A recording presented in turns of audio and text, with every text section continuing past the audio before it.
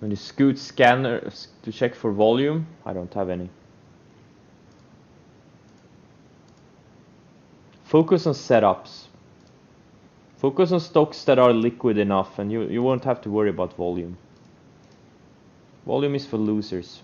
It's the setup quality that matters. Only time I look at volume on a specific thing is on episodic pivots. Those are the only volume dependent trades. You want to see like a lot above average volume very early. Breakouts, it doesn't matter. If you have a liquid stock, it's gonna be liquid no matter what. It doesn't matter.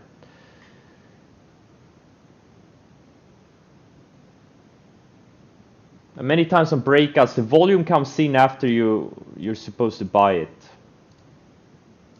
If you wait for volume confirmation on breakouts, you're doing it wrong. You don't need a scanner for volume. Unless you scan for the nightly scans. Because you always want to have some kind of a volume cutoff.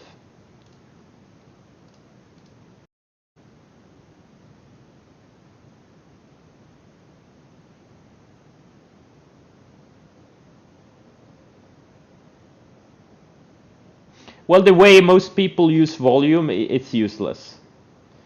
They're hindsight knights.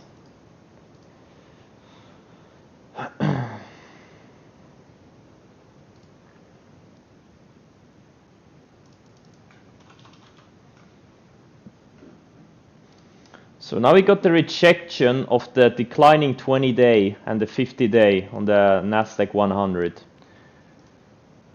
I really hope it holds now, because I increased my long exposure by quite a bit yesterday. I'm so stupid, man. I couldn't resist. I saw some good setups. I couldn't resist. I knew this was gonna happen. I hope we'll just go sideways for a few days and not have another leg down. I don't want to get stopped out of a bunch of stuff.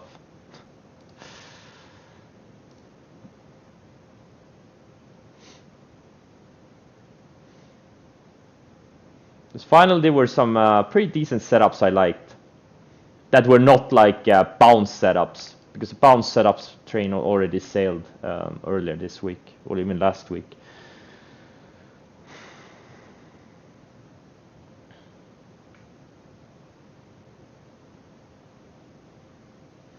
How is the correlation between QQQ and the longs I bought yesterday? I would say many of the stocks I bought yesterday are in the QQQs, in the Nasdaq 100. All right, let's see. GME. I'm watching this range. It's been building a range here now, 280, 250 area. If it takes out the low 280s, yesterday highs, I'll cover the starter I have, and if it loses this low 250s, I'll double, triple, quadruple my position, depending on the setup. But it may not come today. So we'll see. These Jets I bought yesterday, kind of closed weak. So we'll see. I also bought UAL, but that one I got stopped out of. That one faded back into the range. Uber is holding up nicely. FCX I bought, holding up nicely. This one is still flagging. Snapchat I bought. It undergot the 50-day again. Start building higher lows, and at this little breakout candle. Still holding the uptrend, relentlessly building. And this was one of the strongest large cap stocks coming into the correction. So it's been showing some big strength this whole time. Bumble had an EP, but this big fade into the close. Wait, is it low? Oh, I'm gonna get stopped out of it. Okay.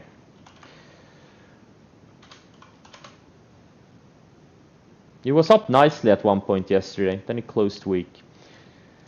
FSR, so SC I bought also.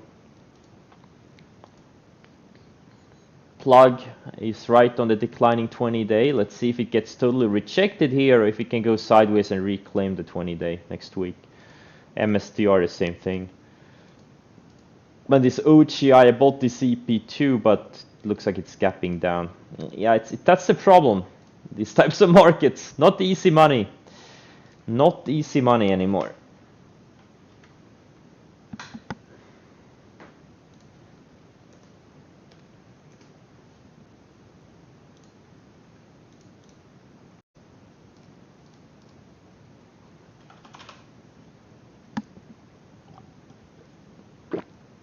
Yeah, that was the pinnacle of stupid. Buying stuff yesterday. Like SC and Snap. I bought them kind of like late day. And I knew it was stupid with the Nasdaq running up into this resistance. And here we are. Here's the rug pull, and I got stopped out of both of them. I've done it so many times in my trading career. Some habits just won't die, I guess.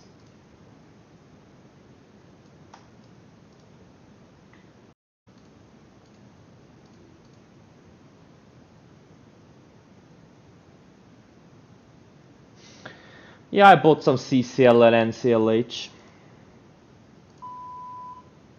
I don't have full size, but I'm not really super excited about these setups. I think there are more fun stocks setting up for next week.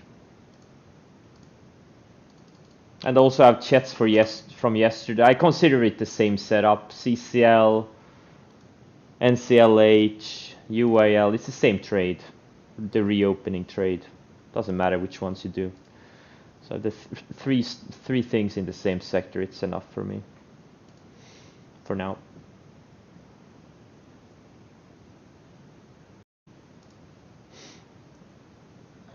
Lyft.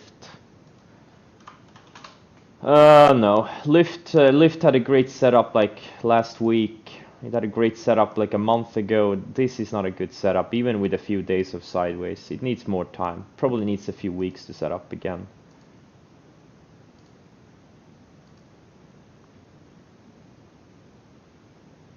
SCKT? No, I don't know.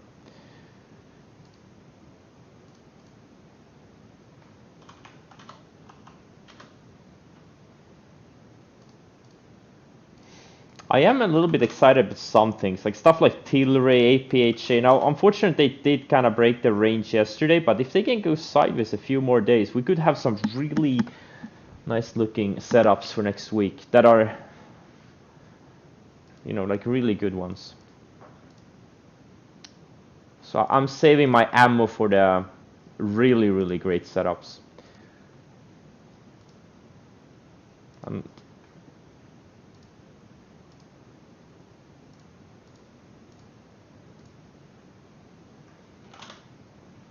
This SC annoys me. Man.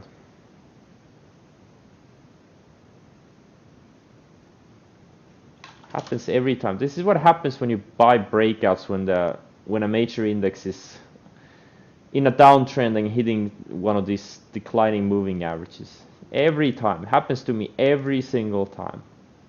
I never learn. Well, actually, I do learn. I get better at it every year.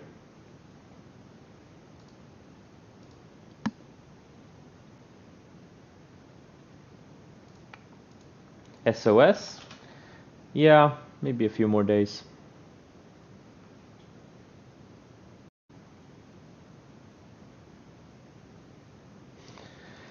The Chris-induced wick off, yeah.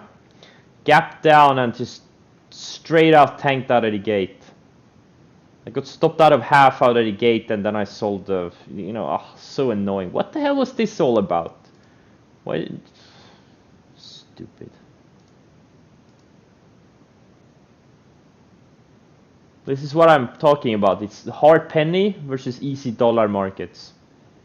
Such a big difference.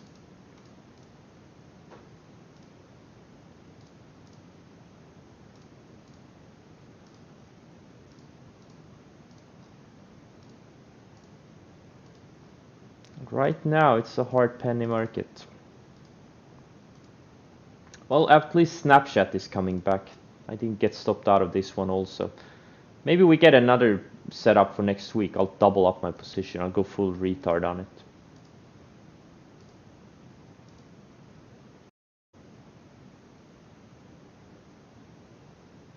Yep, it's the suits. The suits. The shorts. The shorts.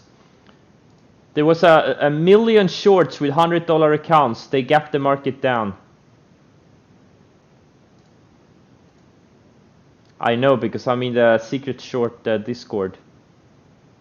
It was a coordinated effort. Unbelievable.